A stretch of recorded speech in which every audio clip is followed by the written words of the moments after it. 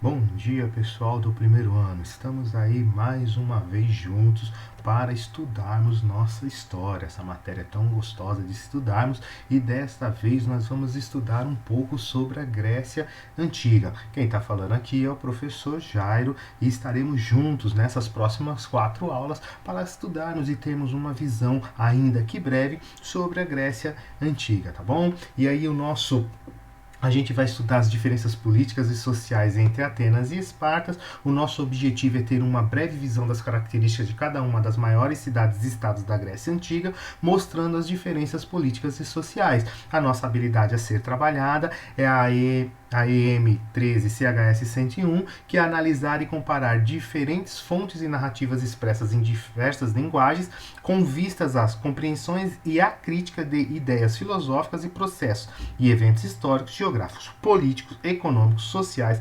ambientais e culturais. Bom, e na nossa aula agora nós vamos falar um pouco sobre a sociedade ateniense, tá? Então a gente está falando da Grécia Antiga, de Atenas, que ficava localizada ali no Mar Egeu, nas colinas do Mar Egeu. Então a Atenas ficava no alto, né, numa colina.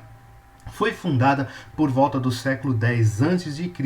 pelos jônios, que se estabeleceram ali na terra ali e fundaram a terra, e a sua atividade principal era o comércio marítimo, tá? A sociedade ateniense, ela era dividida em 5 camadas, tá bom? Tendo no topo da pirâmide os eupátridas, que eram os donos de terras com direitos políticos. Então era a nata da sociedade. Abaixo dos eupátridas nós tínhamos os demiurgos, que eram os comerciantes, entendeu? Que eles também tinham um bom status social, boas condições financeiras, seguidas pelos georgóis, que eram os pequenos proprietários de terras. E esses, apesar de serem proprietários de terras, já não tinham condições tão boas economicamente. E aí nós temos os tetas, que eram os camponeses, e por fim os escravizados. Então nós temos uma pirâmide social, como a gente pode ver aí no slide, formado por 5 camadas, estando na base da pirâmide os escravos e no topo da pirâmide os eupátridas,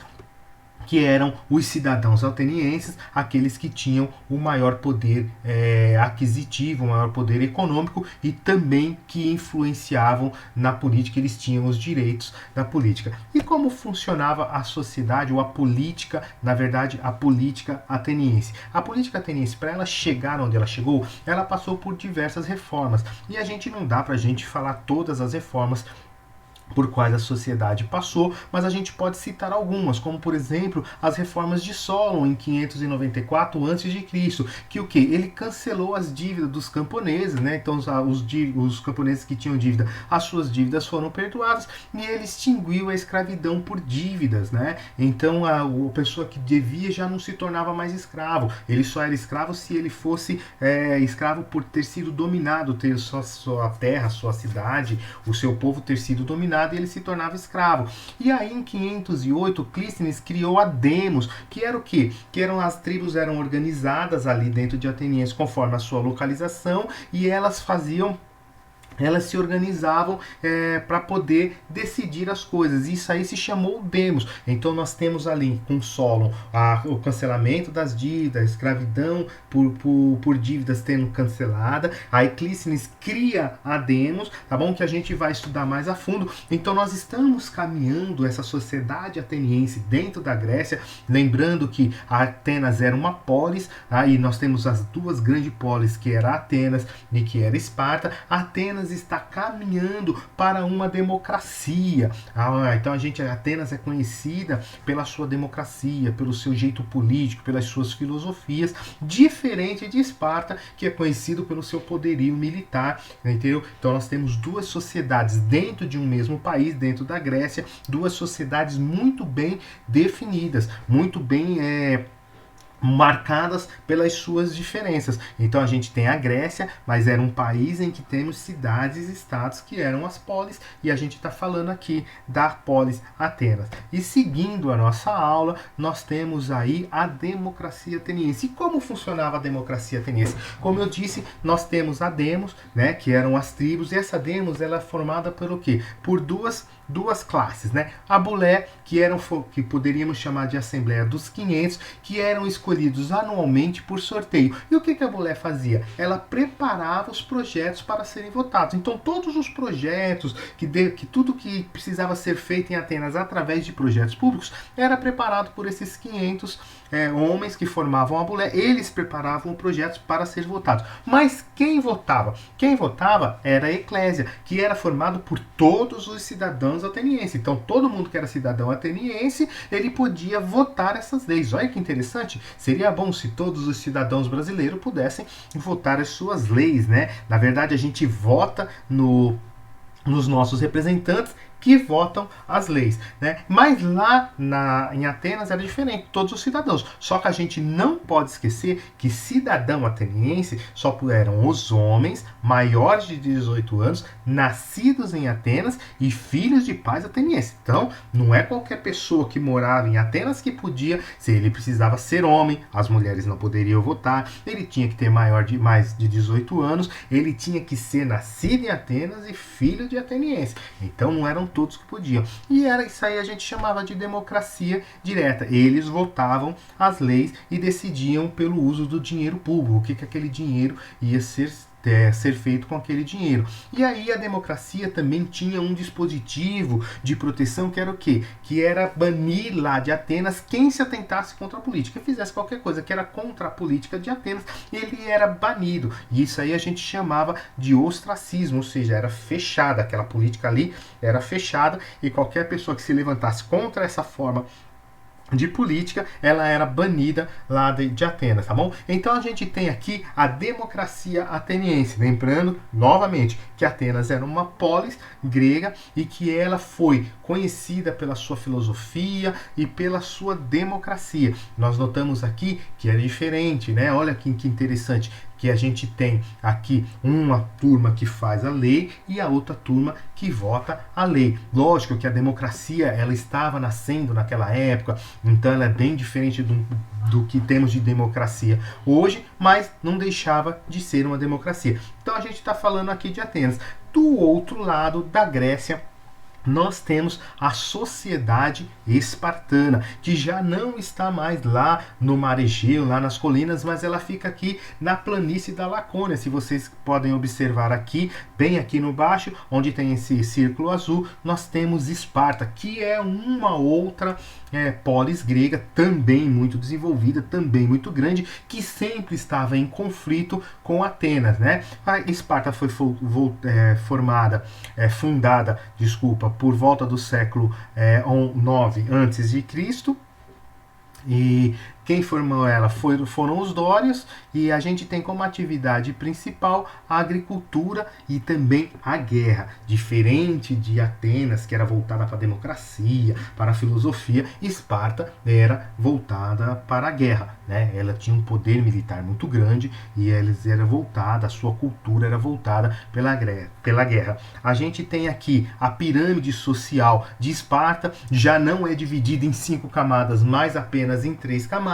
Temos na base da pirâmide os zilotas, que eram os escravizados, tá bom? Que trabalhavam para os espartanos. Então, os zilotas eram os escravos. Temos os periecos, que eram os artesãos, os comerciantes e pequenos proprietários. E, por fim, no topo da montanha, nós temos os espartanos, que eram os donos da terra e eram os únicos cidadãos. Então, só os espartanos, eles eram cidadãos considerado como cidadãos. Então eles eram os cidadãos e eles eram os donos de terra, tá bom? A política espartana, ela era um pouco diferente da política, um pouco não, né? Ela era muito diferente da política de Atenas, né? Então nós tínhamos lá em Esparta a diarquia, que eram 2 reis, tá bom? Dos 30 gerontes, ou seja, do conselho de anciões que nós tínhamos, que chamava Gerúsia, e quem participava da Gerúsia, que eram 30 anciões, eles dali eram escolhidos 2 reis, tá bom? E aí eles eram considerados descendentes de Hércules, que era um semideus. Então os gerentes, o que os gerontes lá na Gerúsia faziam? Eles propunham leis, exerciam justiça, decidiam pela guerra ou pela paz. Abaixo da Jerúsia nós tínhamos o Eforato, que era formado por 5 pessoas eleitos por um ano. Então a cada um ano se elegia o éforo e eles eram responsáveis pela educação militar e convocavam a Jerúsia e a Ápela, tá bom? Então nós temos aí esse Eforato que ele fazia essa intermediação. Quando eles achavam necessário, eles convocavam o conselho dos anciões, tá bom? E por fim nós temos a Ápela, que era formado pelos cidadãos com mais de 30 anos, que votava sem discutir as leis propostas pela Jerusa. Então eles não tinham direito de discutir, de concordar, nesse caso de propor nem nada, eles só votavam se aceitavam ou não, tá bom? Então essa era a política espartana, bem diferente da política ateniense que nós temos. Então nós temos ali uma diarquia, né, que eram 2 reis escolhidos dentro de a Jerusa, dentro de Gerontes, temos lá os conselhos anciões, tínhamos o Eforato e a Épala, que formava a política espartana, tá certo? E aí a gente tem também a linha de tempo de um espartano, como que se tornava um espartano, né? O que fazia dele ser? Ele começava logo cedo, aos 16 anos, na cripteia, que era o treinamento para o exército. Então todos eles iam para o exército, eles teriam que fazer o seu treinamento ali. Eles, naquele treinamento, veja que interessante, eles podiam matar quantos ilotas, que é aquele que está abaixo da camada da pirâmide lá, eles poderiam matar à vontade, quanto eles conseguissem. Quanto mais eles matavam, mais eles eram destacados no seu treinamento de exército. Aos 30 anos, já servindo o exército, o espartano ele era autorizado a casar e constituir família, e aí ele recebia terras dos estados e ilotas para servi-los, entendeu? Então ele já poderia integrar a Ápila. Lembra o que é a Ápila? Que era aquela assembleia que já poderia votar após os 30 anos, tá bom? Então servindo o exército, continuando vivo nas guerras e tudo, a partir dos 30 anos ele já poderia se casar e ter a terra que é para servir. E aos 60 anos ele se tornava um geronte, podendo até se tornar um rei de Esparta. Veja que Esparta era muito, mas muito diferente de Atenas, mesmo estando dentro de um mesmo país, sendo uma cidade-estado com suas próprias leis, ela era muito diferente de Atenas. Então nós temos aí, a gente consegue verificar como mesmo dentro da Grécia, nós tínhamos essas cidades-estados e como elas eram diferentes na sua política, na sua economia, era totalmente diferente. E vale lembrar que Esparta e Atenas sempre guerrearam, né? Eles sempre guerrearam, por fim Esparta acabou vencendo Atenas, e com o fim, depois para frente, nós vemos que a Grécia cai, né, com a invasão dos macedônios, e esse império grego cai, mas a Grécia não deixou de ser uma importante civilização, trazendo da sua cultura, da sua filosofia, né, e tantas coisas que até hoje interferem em nossa vida. Então é isso aí, gente. Eu agradeço muito a atenção de vocês pela aula e espero que nós estejamos novamente numa próxima aula aí para nos aprofundarmos cada vez mais sobre esse assunto. Um abraço a todos aí e até a próxima.